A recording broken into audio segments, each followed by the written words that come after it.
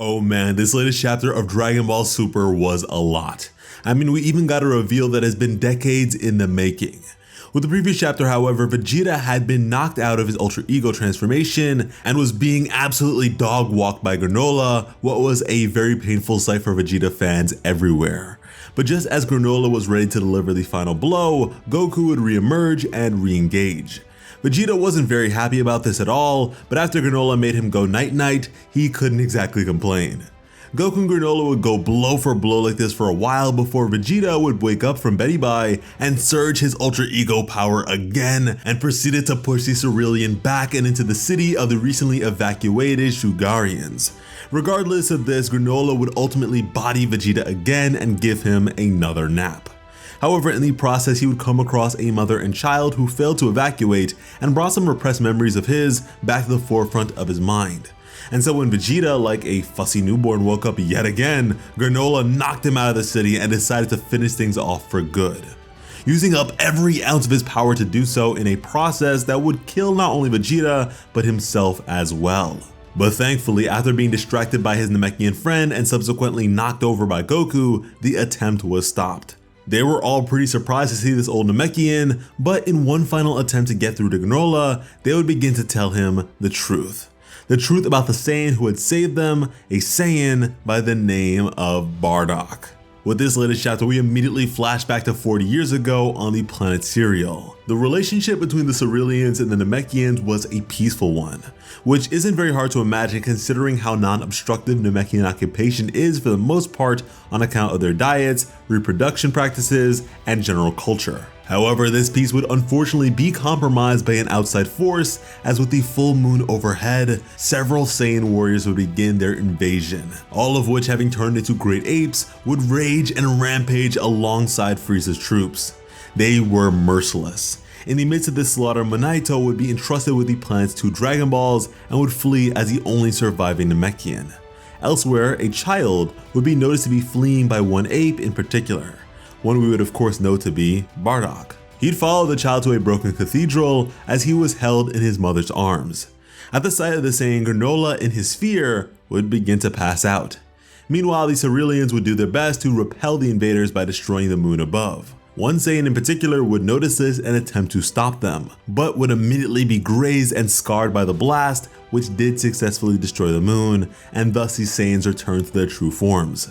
But unfortunately for the Ceruleans, this reduction to their power certainly did not make them weak, as a Saiyan we may recognize to be Nappa would kill the moon's destroyer. From there, we would then see the one to be scarred by said destroyer was Leek, a minor character featured in the beginning of the Broly film. But with this reduction to form, we would have the reveal of Bardock, a sculpture of a man whose muscle definition is enough to make plenty of us go even harder with our workouts. Granolah's mother would fire off a shot in protection of her child, which would graze Bardock and knock off a bit of his armor.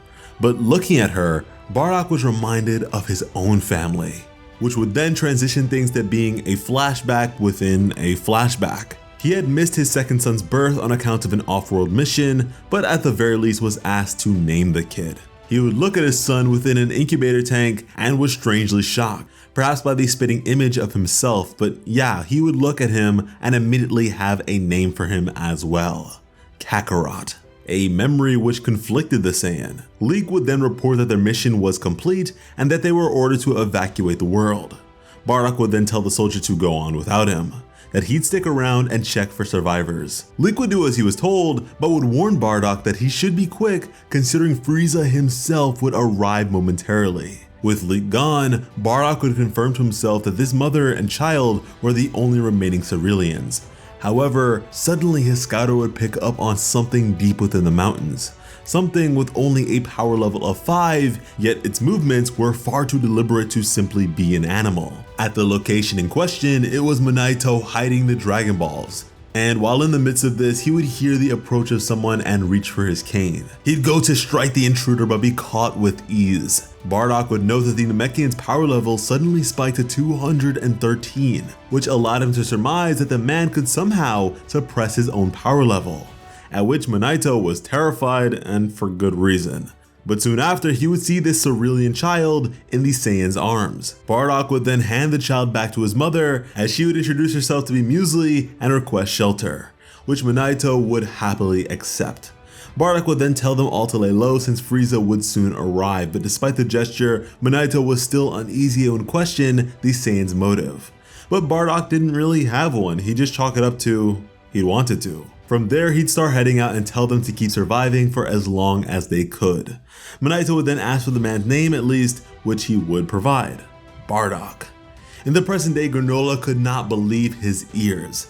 Meanwhile, it would be expressed by Minato that Goku was the spitting image of Bardock, which certainly surprised Goku. Minato would ask if the name meant anything to him, but Goku would make it clear that he was pretty estranged from Saiyan culture, and so the name was unfamiliar. However, Vegeta would have some words to express that Bardock was in fact actually the father of Kakarot, a reveal that surprised Goku and also took decades to come about. What a time to be a Dragon Ball fan. This arc, even despite the continued Vegeta pain, has been pretty damn great. But yeah, both Minato and Granolah were jaw-dropped.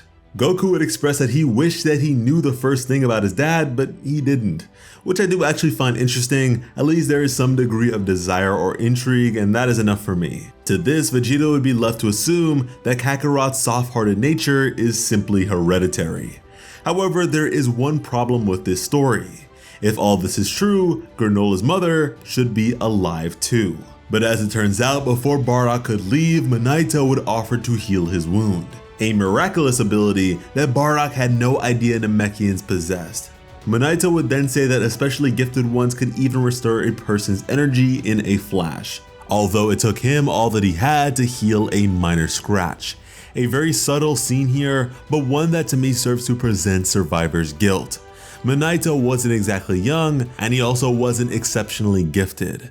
Yet as far as he knew, he was the last of his people, which is really sad, but hopefully by meeting Goku and Vegeta, he may be able to reconnect with some people of his Namekian bloodline eventually.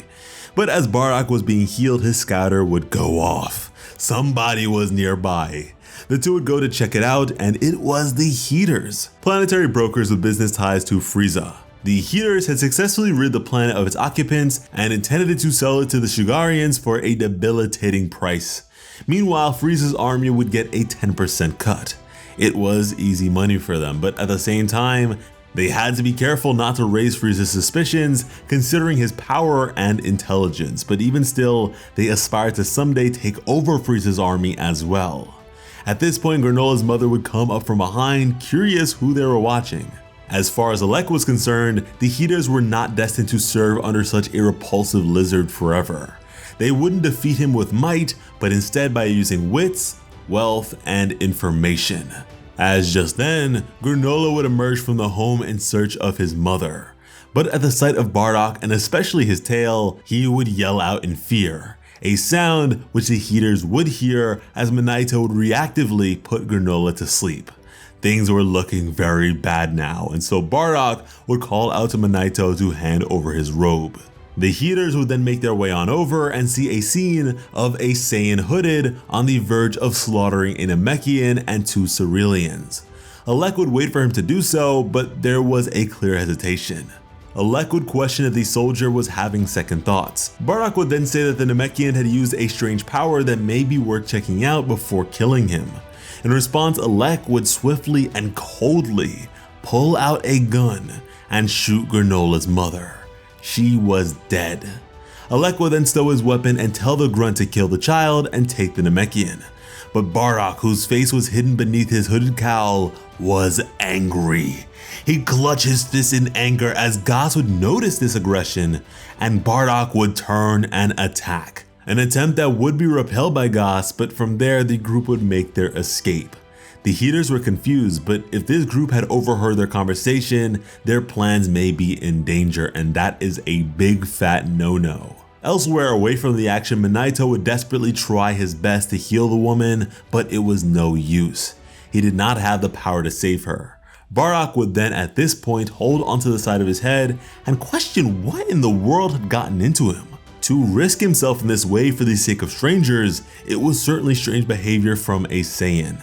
Minato would then ask what their next move would be, and with that, Bardock would look at the sleeping Granolah for a moment and then express that the Heeters were bound to come looking for them eventually. As yes, Alec would declare that the group absolutely needed to die, a task which Goss was eager to do by his lonesome. Now Alec would agree but would warn Goss to have things sorted out before Frieza's arrival, and with that, Goss was off. But now in the present day, Alec would wonder if Goss was taking a trip down memory lane, a sentiment Goss would not respond to. Alec would then confirm that the one Goss had fought back then was a Saiyan, and that Goss's own revenge was in a way tied up in all this. Goss would then go on to say that he will never suffer such an indignity again, that he has grown stronger. Alec would agree but go on to pull out a Dragon Ball and say that it never hurts to have insurance, as again, the Heeters were on their way to pick up the second Dragon Ball, and that was the chapter. Wow, so Goss, the strongest of the Heeters, seems to have gone head to head with Bardock and lost. How interesting. And really, that's just how I feel about this entire arc. It is all just so interesting. I am really looking forward to getting more Bardock content here.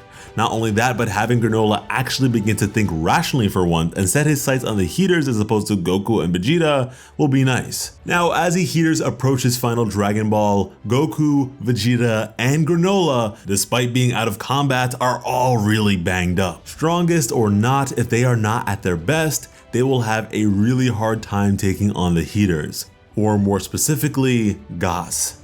And as expressed with his backstory, Minato is far from a Dende. His healing abilities are very minor. But you know what, if we are absolutely betting on some form of healing, all they really have left would be that one Senzu Bean, if that is even still a thing. Otherwise, either they try their chances or take the L. I am very fascinated to see what sort of wish the Heeters will come up with, considering just how different they are from the previous antagonists of the series. Bardock content is always good content, so hopefully you guys enjoyed the chapter and our video on it.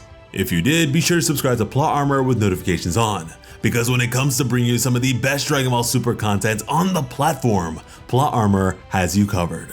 As always, I'm Sliceable Otaku. Thank you all so much for watching and have an awesome day. I love you.